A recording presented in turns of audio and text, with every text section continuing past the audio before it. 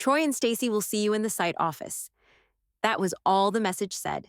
No subject line, no call, no heads up. I wiped the concrete dust off my jeans and walked across the gravel like I was headed to my own funeral. The door was already half open. I stepped in, shut it behind me, and there they were, Stacy from H-Star and Troy, my boss for the last 7 years. She looked nervous.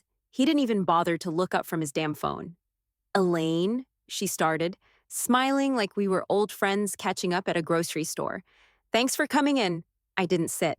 We, wanted to inform you that due to recent restructuring at Rivetworks, your position is being transitioned out effective this week. She read it straight off a printout like she was doing a 4th grade book report. Your hours have been reduced to 0, and you are no longer assigned to any active site or ongoing projects. Troy scrolled on his phone, thumb tapping like he was ordering lunch. You'll have access to transitional support resources, and we've included information in this packet regarding severance eligibility. She held out a manila envelope with my name typed across the front. If you could review and sign by end of day tomorrow, that would be great. That was it. After 25 years, no handshake, no thank you. No, we couldn't have done it without you. I took the packet without a word. They'd been phasing me out for years, stopped copying me on project updates, accidentally left me off meetings, passed me over for every new hire in safety. Last fall, they moved my desk into a converted storage trailer and said it was a quiet zone. I was old furniture to them, heavy, outdated, hard to throw out. But eventually, they did. I walked back across the lot, slower this time. No one looked up. Half the crew probably didn't notice. The rest, they'd already written me off. My locker was still stuck from the humidity. I yanked it open, grabbed my hard hat, thermos, and that stupid little measuring wheel I bought with my own money back in 2008. Nobody said goodbye. I didn't give them the chance. That night, I sat in my kitchen with a cup of instant coffee and my boots still on. The house was quiet. I opened my old laptop, the one with the missing E key, and scrolled past everything until I found the folder buried at the bottom of my drive. Archive 2011. I clicked. The screen blinked, then it opened. The file list opened like a time capsule. Dozens of dusty PDFs with names like Field Notes May, Northridge Soil Bids, and then there it was. Rebar Incident Site 14. Final.pdf. I clicked. 11 pages. Photos, measurements, time-stamped logs, and a 3-paragraph summary I'd written in a rage that day in 2011. I could still remember the heat off the steel when I kicked it in frustration. The subcontractor, Piedmont Concrete, had tried to pass off a batch of rebar that didn't meet spec. It was thinner, cheaper, the kind that might hold for a patio but not a freeway overpass. I'd found the tags didn't match the shipment. When I confronted the guy from Piedmont, he just shrugged and said, "Same difference. We've been doing it this way since before you were born." Wrong answer. I wrote the report, attached the photos, and sent it up the chain that same day. Everyone acted supportive, but I felt it shift. The tension in the break room, the way they stopped looping me in on supplier calls. I'd embarrassed someone, probably a few someones. Rivetworks was deep in negotiations for a federal transportation grant, hundreds of millions if they landed it, and a black mark on materials compliance would have tanked the whole bid. 2 days later, I got called into a meeting. Not HR, not Troy. Bigger. Mr. Rivet himself. That was back when he still showed up in person. Trim mustache, pressed flannel, shiny boots that never touched dirt. He offered me a seat, which I took, and then he walked over to the door and shut it himself. "You were right to flag it," he said. I waited. He took out a folder, slid it across the table. "This stays quiet. No press, no escalation. Piedmont's off the list. We're rewriting our compliance charter." He didn't ask me, he told me. Then he tapped the last page. "We're adding a clause for oversight. Anyone listed as a certified senior inspector during our federal projects, 2010 to 2012, gets final review authority if federal funds are involved in future builds. Protects us, keeps everyone honest." I stared at it. My name was already printed beneath the clause. Elaine Mercer. He handed me a pen. "Sign it. We'll file it under legal archives, just a safeguard. Won't mean much unless things go sideways." It meant more than he knew, but I didn't push. I signed. Because back then, people like me didn't push. Not without losing something. After he left, I made myself a copy, scanned and saved it. I didn't trust that legal archives wouldn't get lost in a file purge someday. I'd seen too much get accidentally deleted around here. I never brought it up again. What would have been the point? The clause was buried on page 97 of a compliance agreement no one ever read, buried deeper than I'd been in their org chart. I was a line item, a formality, a name they needed to close a deal back then. But now I was the last one left. Troy hadn't been hired until 2013. Stacy from HR was a temp back then. The whole safety team had flipped twice since that clause was signed. Nobody working there now knew about it. Or if they did, they didn't think it mattered. That was their mistake. I opened the file labeled Compliance Charter 2011 Master, scrolled to page 97. It was still there, plain as day. Material modifications to any active or future contracts involving federal infrastructure funds shall require documented approval by a certified senior inspector employed during the 2010 to 2012 project cycle. Such inspectors shall retain advisory and veto privileges, regardless of employment status at time of review. My name, my signature, dated August 22nd, 2011. I leaned back in my chair. Heart wasn't racing. No triumph, no panic. Just that dull heat behind my ribs I always got before something big happened. They thought I was gone. I saved a new copy, labeled it Active Clause Final, and backed it up to 3 separate drives. Then I stood, walked over to the garage, and pulled out the weatherproof binder I used to keep for field inspections. Still clean, still zipped shut. I slipped the printed clause into a plastic sleeve and sealed it shut. I took the binder with me the next morning. Didn't say why, just walked into the weekly check-in like I always had. Same coffee-stained table, same creaky chairs, same stale donuts nobody ever ate. I sat near the end, like usual, the seat no one else ever took. Foreman Ray kicked off the meeting. He used to call me rock solid back when we were building the county emergency center. Now he barely nodded in my direction. All right, he said, flipping through a clipboard. Site 12 review. Elaine, I need you to handle the remaining permit checklists and go over the soil compaction logs. Paperwork. It was busy work, and we both knew it. I nodded once. Got it. Then he looked up, right past me. Brady, you're taking point on the new South Ridge housing tract. Materials are approved, crews are set to go by next Tuesday. Brady, the kid with gel in his hair, who still called the porta potty the Thunderbox, like it was a joke. He blinked like he couldn't believe it either. Me? Full oversight? Ray nodded. From trench to finish. I didn't say a word, even though I was the one who prepped the entire materials intake for that site. The soil data, the delivery schedule, even the thermal cure protocols, every inch of it had my initials on the draft logs. Brady smiled like he just got a promotion at Best Buy. Across the table, Karen from Project Accounting wouldn't meet my eye. She stared down at her spreadsheet like it might save her. Devin, who I used to carpool with back when gas hit $4, muttered something to the guy next to him. Legacy glue, I caught. That's all he said. I didn't flinch, didn't sigh, just wrote down the notes. Assignment logs, material dates, the name Brady under site lead. I logged it all like I always did. Ray kept moving. All right, last item. Reminder. New ID badge policy starts Monday. Old barcodes won't work. Nobody looked at me, like I'd already left. Meeting ended 20 minutes later. Everyone stood at once, chairs scraping linoleum. I stayed seated until the room thinned out. Ray paused on his way out. Appreciate you taking care of the logs, he said, not even facing me. No problem, I said. He didn't wait for anything else.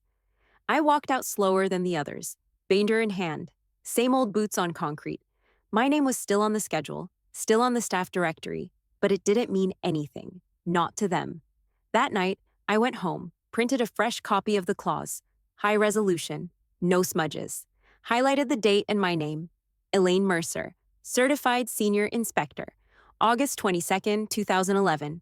I slipped it into the binder, front sleeve, centered, then zipped it shut, pressed it flat against my desk, and turned off the light. I didn't sleep, just laid there staring at the ceiling, binder on the nightstand like a loaded weapon. Around 3 a.m., I got up, made a fresh pot of coffee, real stuff this time, and pulled out my old work laptop. Not the one they issued when everything went digital, the one before that. The brick with a cracked corner and no webcam. I had it password locked and stuffed in the back of the hall closet next to the earthquake kit. It's still booted up. Took a minute to remember the login to the secure inbox. I'd created it years ago, when I was doing internal checks on a sketchy subcontractor tied to drainage system kickbacks. We never filed anything official, but I used it to document interviews and whistleblower messages. Quiet things, off the books. Safer that way. Once I was in, I opened a new message and typed in the address from memory.m.ortega at ortegacivil.net, Miguel Ortega. Owner, engineer, and the most surgically competitive bastard I ever had to audit. We crossed paths in 2013 when RivetWorks caught wind of a land swap scam in Reading. He'd been halfway through the acquisition when I flagged a falsified soil integrity report tied to a county permit officer. Ortega hadn't been in on the scam. He fired 2 managers over it before I'd even finished my summary report. A week later, a bottle of single malt showed up at my house. No card, just a note folded inside the box. Honest eyes are rarer than talent. I hadn't spoken to him since. I cracked my knuckles, stared at the blinking cursor, and started typing. You might want to look at RivetWorks' recent procurement filings. If your team's quick, you'll see where they've fudged the soil reports. They're pushing forward fast, maybe too fast. I reread it. No names, no attachments. Just enough smoke for someone sharp to sniff out the fire. I hit return twice. From someone who used to care about the concrete beneath the paint. No signature, no alias. If he was smart, and I knew he was, he'd get the message loud and clear. I hit send. The moment the confirmation popped up, I powered the laptop down, pulled the battery, and put it back in the closet. I wasn't trying to cover tracks. I just didn't want to watch the fallout in real time. That wasn't the point. I didn't want revenge. I wanted proof. Proof that what we built mattered. That cutting corners and bearing experience didn't just go unnoticed. That someone, somewhere, still cared if the foundation held. I rinsed out the mug, tossed the filter, and stood at the window as the sky started turning pale. Let Miguel do what Miguel did best. Dig. 2 days later, I was in the middle of scrubbing mildew off my porch steps when my phone lit up like a siren. Group Field Ops. Old Guard Devon. Holy shit, Karen. Did you see this? Ray. Emergency meeting 8 a.m. Full staff. Then came the link. Ortega Civil's press release. Front page of their site, dated 20 minutes ago.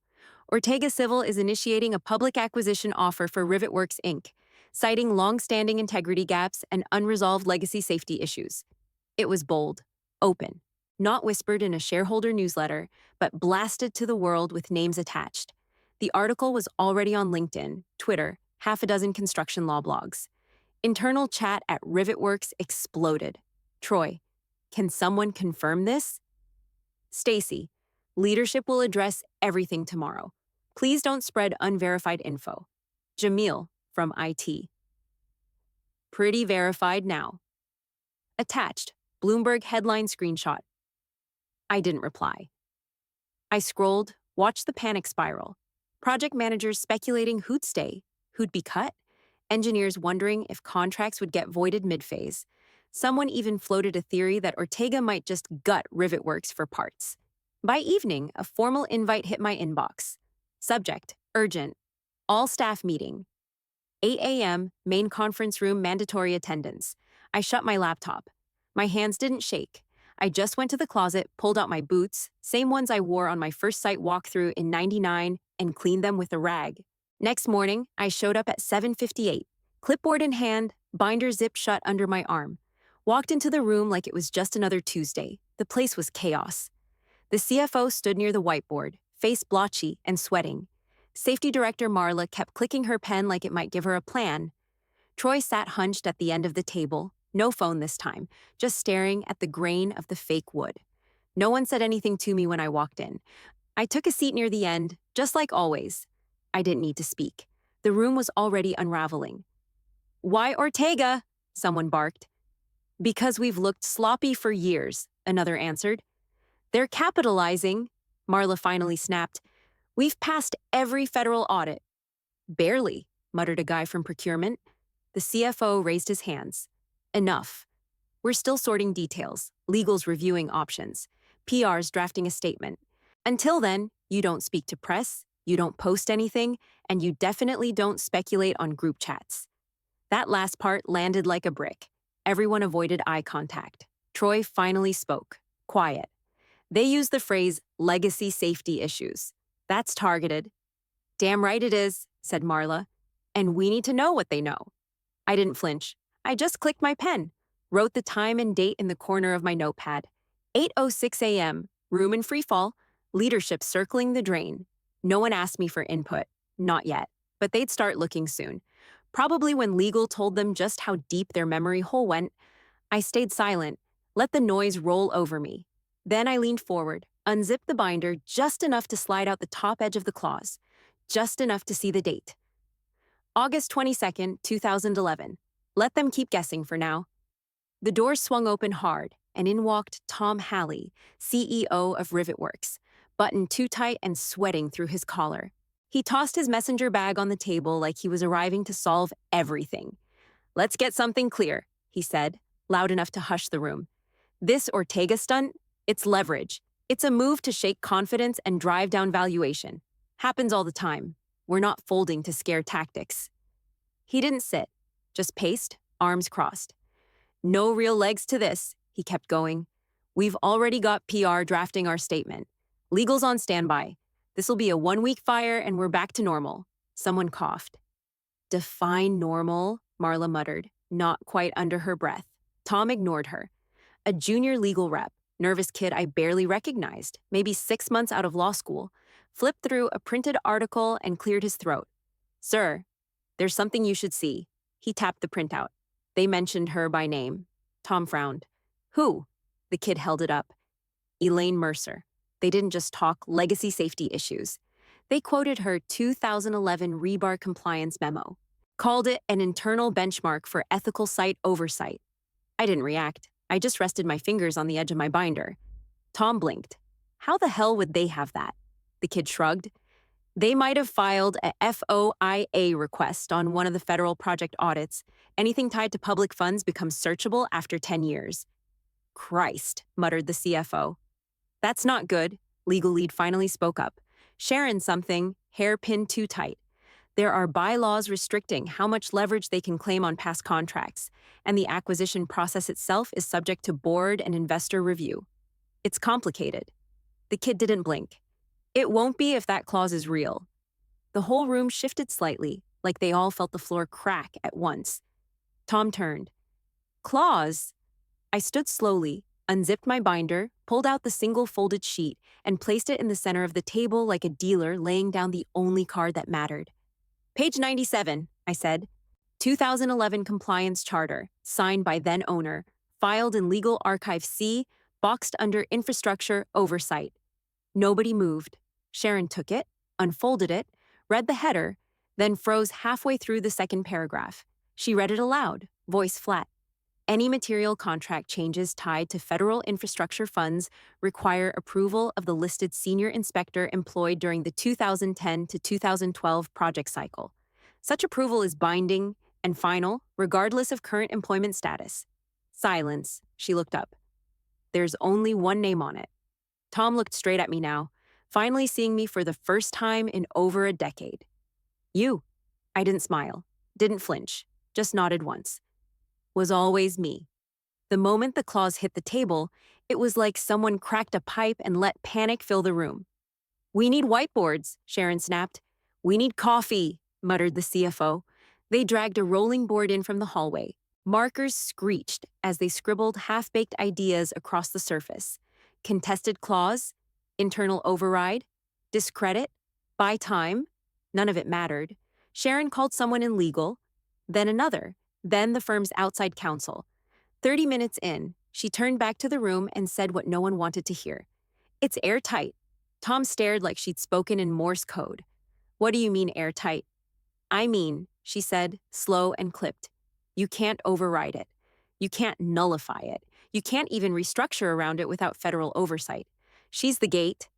I didn't say a word, just sat still, hands folded, watching them go through all 5 stages of corporate grief. CFO leaned forward.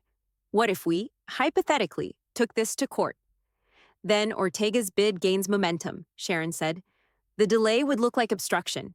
They'd eat us alive in the press." Tom threw his pen down. Jesus Christ. They kept going, round and round. Risk analysis, damage control, public image, investor fallout. Half the whiteboard became a graveyard of buzzwords. De-escalation, soft pushback, selective transparency. Not one of them said what they were all thinking. She has the trigger. Finally, it was Devin, yes man turned damage control lead, who said it out loud. Maybe we talked to her. Tom's jaw tightened, but he nodded. They all turned to me, not with respect, just desperation. I stood, let the silence stretch. You want 3 options? I asked. No one spoke. They just waited. Option 1. Let Ortega take the buyout. You step aside, hand over the keys, hope they keep what's left. Tom's face reddened, but he didn't interrupt. Option 2. You fight it. Drag this into litigation, stall, bluff. It'll bleed money. Staff will jump ship. Clients won't wait. I waited again. Gave it space. Option 3. Renegotiate. On my terms. I step in as interim compliance head, CEO resigns, full internal audit, staff reshuffle. Structural reform, not PR fluff. You rebuild the right way. Tom's eyes narrowed. You want my job? I shook my head once. I don't want your job. I want mine done right. Someone behind me whispered, She's serious. I looked around the room. Half of them looked ready to vomit. The other half looked relieved. I'm not here to punish, I said. I'm here because none of you know what safe looks like anymore. Then I grabbed a marker, walked up to the whiteboard, and crossed out everything they'd written. The vote happened the next morning. 7 board members, 1 emergency session, no cameras, no speeches. Tom Halley was out before lunch. The internal newsletter came through just after 2 p.m. Leadership transition update. Effective immediately, Thomas Halley has stepped down as CEO. Further announcements to follow. That was it. No tribute. No legacy summary. Not even a full paragraph. My new contract came through legal an hour later. It was 8 pages, short, sharp, clean. Full restoration of pay and benefits retroactive to the start of the quarter. Interim Director of Structural Integrity Oversight. Reporting directly to the board. I had final say on hiring my replacement, and one clause, right there in black and white. 3% of post-audit equity returns tied directly to safety performance benchmarks, as defined by the Mercer Compliance Framework. My name, my terms. There were no handshakes, no welcome parties. The Ortega bid vanished just as quietly as it arrived. A final press blip, 1 industry email thread, and silence. They'd gotten what they wanted. Exposure, leverage, and a promise that someone real was finally watching the store. At 7:18 p.m., I got an email from an address I hadn't seen in over a decade. Subject, no subject. Didn't know they'd finally hand you the map. Cheers. M.O. I didn't reply, didn't have to. I shut my laptop, set the signed contract on the kitchen counter, and walked outside to breathe for the first time all day. It smelled like dust and dry wind. No applause, no victory music. Just me, a quiet neighborhood, and a job that finally meant something again. I took the stairs, just 1 floor up, but the climb felt longer than it should have. I carried 1 box, no decoration, no flowers, no damn balloons. Just a leather folio, a fresh notebook, and an old photo of my brother kneeling in the dirt beside a steel column he welded 20 years ago. He died on a site that didn't take shortcuts. That was the difference. When I reached the landing, I walked past the glass cube of an HR office. Stacy looked up from her desk, saw me, and instantly looked back down like she'd spotted a ghost. I kept moving. At the end of the hallway, right where the VP of Business Dev used to sit, was a new brass nameplate, freshly mounted. Elaine Mercer, Interim Director, Structural Integrity Oversight. They centered it. They got the title right. No typos, no qualifiers. I stood in front of the door for a second. Not out of hesitation, just to take the weight of it. All those years of being invisible on job sites and silent in meetings, and now, this was mine to hold. Whether it cracked or held, up to me. I opened the door and stepped in. It was clean, new carpet. A full glass wall with a view of the south end, cranes, half-poured slabs, steel bones rising in rows. Nothing artistic about it, just honest work happening below. Foundations that mattered. I set the box down on the desk, took out the photo first and propped it on the window ledge. Folio next, notebook last. I didn't sit. I walked over to the glass, rested my hand against the cool surface, and looked down at the city we built wrong and right, inch by inch. Behind me, I heard voices. Is that her? Yeah, that's her. She saved us. I didn't turn around. didn't smile. I walked to the desk, opened the laptop, and started working. That afternoon, I stood at the head of the long table in the executive conference room. Same glass walls, same gray chairs. But nobody was leading this one but me. I clicked on the projector and started the session. First, full site audit. Every open project, every pending inspection. Nothing gets fast-tracked. Nothing gets signed off without photographic evidence and time-stamped approval. I changed the slide. Second, training. You're not just watching a video and checking a box.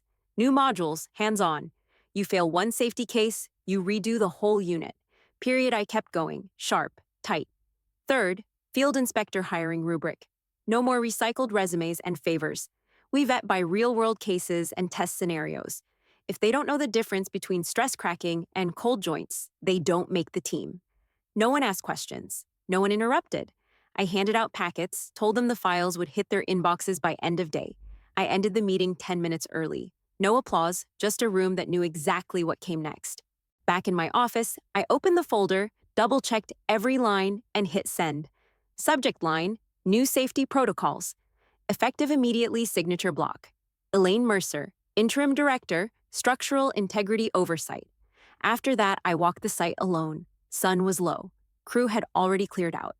Just me and the echo of metal cooling in the dirt. The framing on Tract 14 was finally coming up. New slabs had been poured last week. I crossed the gravel, past the caution tape, boots crunching over stone and half-set dust. There it was, a clean edge, sharp corners, shallow expansion joints, no obvious damage. But I saw the shortcuts, the missed groove spacing, the quick pour lines, things they used to let slide. I knelt beside the slab, rested my fingers on the edge, felt the tiny ridges from the trowel, the texture of something that would outlive me, if done right. Not triumph, just tired, still here, still solid. I whispered under my breath, not for anyone but the concrete. Let's see how they hold up now.